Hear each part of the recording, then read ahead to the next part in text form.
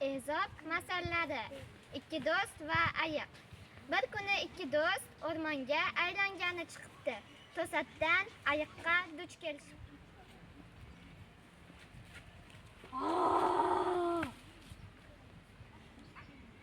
Birinchi do'st daraxtga chirmashib chiqib olibdi. Ikkinchisi esa nima qilishni bilmasdan oxiri o'zini o'lganga solibdi.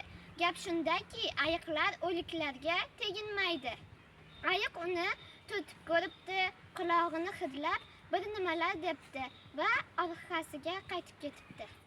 Ikkinchisi daraxtdan tushib, do'stidan so'rabdi.